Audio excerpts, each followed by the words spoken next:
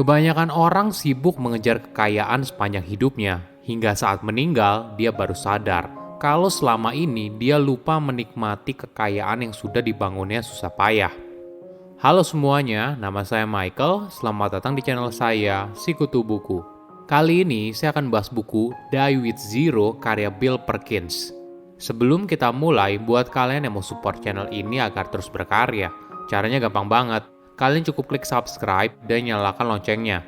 Dukungan kalian membantu banget supaya kita bisa rutin posting dan bersama-sama belajar di channel ini. Buku ini membahas soal keseimbangan antara mengumpulkan kekayaan dan menikmati kekayaan tersebut menjadi sebuah pengalaman yang berharga. Coba bayangkan, ketika kamu meninggal, kamu sudah melakukan segalanya berdasarkan preferensi masyarakat. Kamu bekerja keras, menabung, dan bersiap menuju kebebasan keuangan ketika pensiun.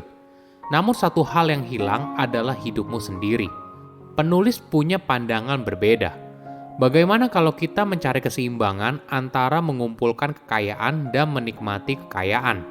Mungkin kebanyakan orang fokus berhemat dan hidup sederhana sekali, agar punya tabungan yang banyak, bisa punya warisan, dan sebagainya.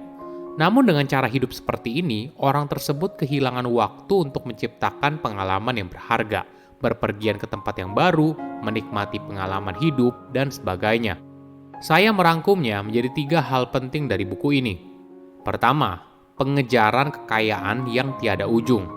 Kenapa sih kita harus punya banyak uang? Apa tujuan kamu mengumpulkan uang sebanyak-banyaknya?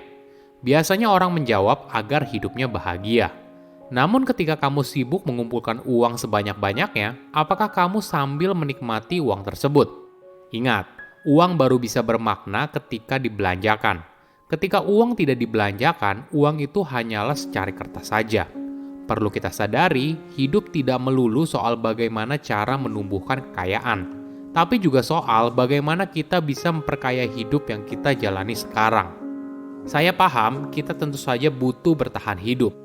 Tapi apakah hidup hanya soal itu? Kita tentunya ingin hidup yang lebih kan? Kita ingin menikmatinya untuk benar-benar merasa hidup. Sayangnya ketika usia kita bertambah, kesehatan kita cenderung menurun hingga akhirnya kita meninggal. Ini yang jarang kita sadari. Misalnya kamu punya mimpi untuk keliling dunia. Namun mimpi ini harus ditunda karena kamu sibuk mengumpulkan uang sebanyak-banyaknya. Kamu berharap ketika pensiun, maka kamu punya banyak waktu untuk mewujudkannya.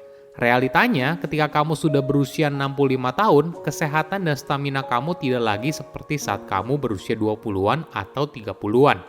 Alhasil, hal ini tentu saja mempengaruhi kamu dalam menikmati pengalaman tersebut. Coba luangkan waktu sejenak dan tanyakan kepada dirimu sendiri. Bagaimana saya bisa memanfaatkan waktu saya yang terbatas di dunia ini dengan sebaik-baiknya? Pertanyaan ini mungkin terdengar filosofis, namun bisa saja mengubah cara kamu melihat uang. Cuma perlu diingat, menunda kesenangan memang penting. Tidak ada yang meragukan hal tersebut. Namun ketika kamu menunda terlalu lama, justru hal ini menjadi kontraproduktif. Ibaratnya gini, jika kamu menunggu usia pensiun baru menikmati hidup, kamu sudah kehilangan semua waktu yang berharga. Banyak orang melupakan hal ini. Mereka menghabiskan berjam-jam hidupnya untuk mengumpulkan uang tanpa henti. Maka ketika mereka meninggal tanpa menikmati uang tersebut, sama saja mereka telah membuang jam hidupnya yang berharga. Coba bayangkan ketika kamu meninggal, kamu masih ada tabungan 1 miliar rupiah yang tersisa. Maka ibaratnya ada 1 miliar rupiah yang seharusnya bisa ditukar menjadi sebuah pengalaman yang berharga. Pertanyaannya sekarang seperti ini, apakah ini hidup yang kamu inginkan?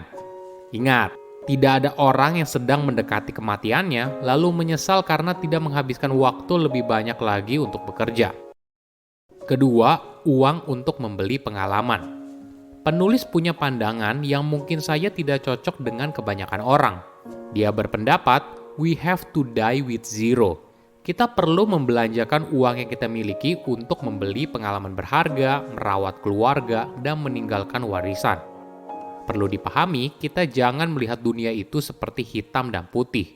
Misalnya seperti ini, wah kalau gitu kita harus menikmati uang yang kita punya sekarang dong dan gak usah nabung. Atau malah berpikir ke kutub ekstrim yang lain, kalau harus menabung sebanyak-banyaknya, nikmati setelah tua. Bagaimana kalau kita melihatnya ke tengah? Berusaha mencari keseimbangan dari dua hal tersebut. Di satu sisi, kita tidak perlu menunda liburan ke luar negeri yang kamu tunggu-tunggu, tapi di sisi lain, kamu juga tidak perlu menghabiskan semua tabunganmu untuk mewujudkannya. Ada sebuah analogi yang menarik. Hidup merupakan gabungan dari pengalaman.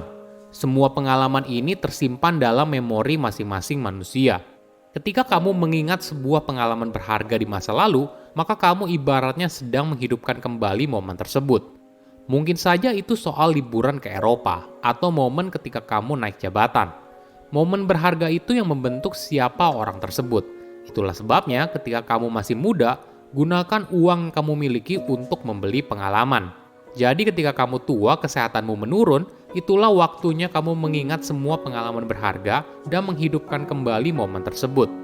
Inilah yang seharusnya menjadi perspektif kita dalam melihat hidup kalau kita sebenarnya punya waktu yang terbatas.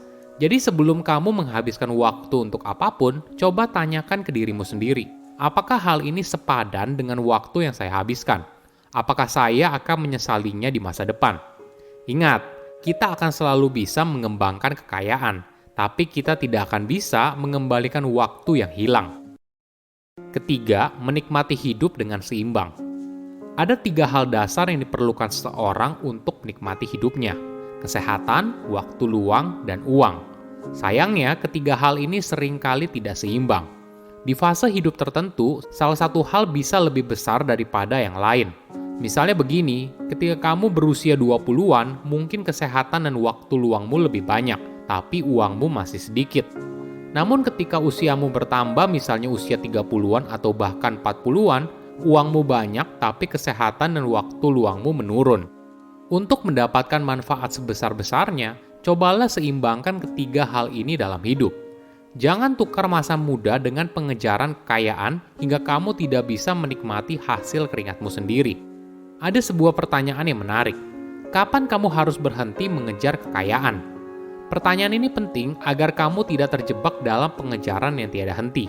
Kadang kita lupa, sumber daya yang terbatas di dunia ini bukanlah uang, tapi waktu.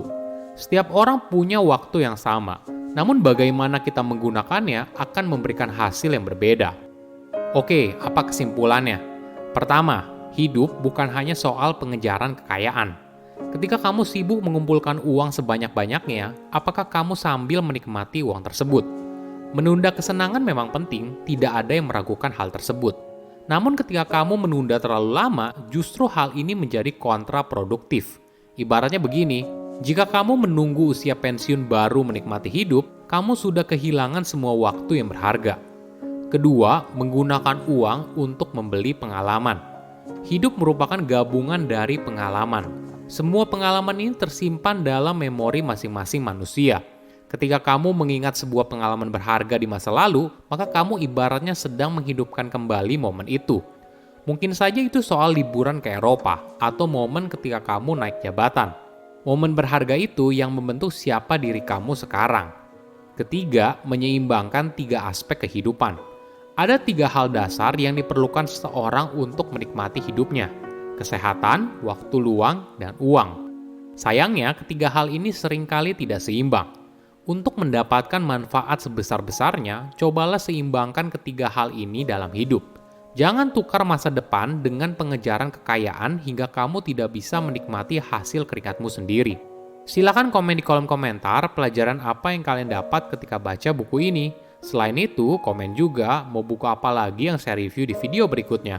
Saya undur diri, jangan lupa subscribe channel YouTube Sikutu Buku. Bye-bye.